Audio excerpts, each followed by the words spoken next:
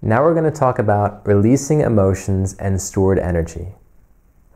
Our life energy flows through us and we experience it through different types of emotional filters. However, when these emotional filters are negative, they can be quite uncomfortable. So when we feel it coming through these uncomfortable filters, we tend to resist this energy because of the discomfort. And what happens when we resist the energy, we end up storing those emotions inside us.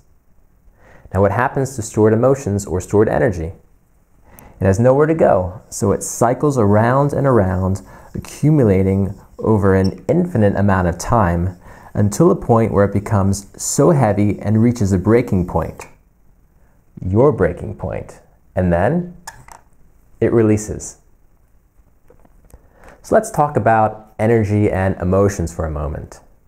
Energy and emotions are synonymous with each other, and they both want just one thing from you, and that is to be experienced fully.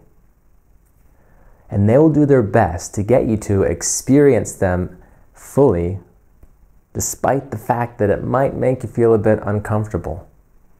But the good news is that all emotions run out. Once they're experienced fully, they really do run out. I'll give you an example.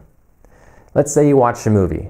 Two kinds of movies. It could be a funny movie or a scary movie. Now, watch that movie 10 times. Then watch it once more. Is it still as funny as it was? Is the other one still as scary as it was? Probably not. And why is that? Because you've experienced those emotions while watching that movie fully. They no longer have an effect on you. There's no longer a reaction. They have been experienced to the point where they're no longer charged with emotion. I'll give you another example.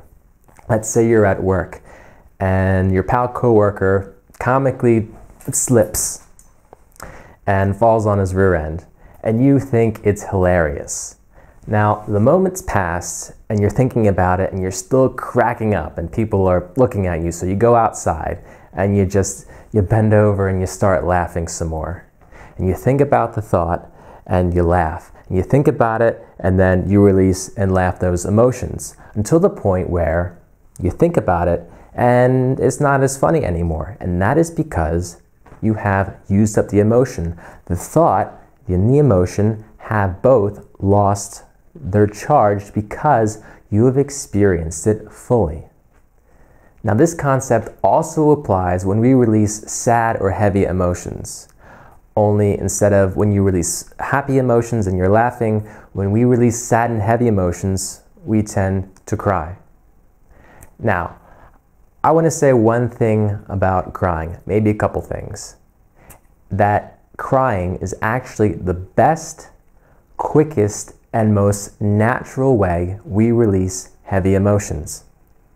It is just as a natural release as sex. It's how we function as a human being. And I don't want you to get caught up in the belief that there's something wrong if you cry, that you're not a man if you cry, or that you're a weak person. Because I'll tell you, it takes a person of extreme courage and strength to come face to face with those emotions. And I know that you are that person of courage and strength. Let me ask you a question. Have you ever been to a therapist before, or you've seen one in a movie where they're talking with the patient and they touch upon an emotionally charged issue, and then the patient starts crying and they say, "Oh, we've had a breakthrough." And the patient thinks, "Oh, I've been cured. I feel so much better now. I feel so relieved." Now, I want to tell you that if the belief is still there, and it most likely is, because even though you feel better, you have treated the symptom and not the actual cause, because the cause is the belief. And if you don't take care of the cause, you're going to act, react, behave, and think in the same manner, in the same ways that caused this whole thing in the first place. And you're going to suppress the energy again. It's going to accumulate, become heavy, until you reach your breaking point and release. Now, it is my goal with you to keep you out of this storing and releasing energy pattern over and over again. This is where a lot of people not get it wrong, but they just don't go far enough.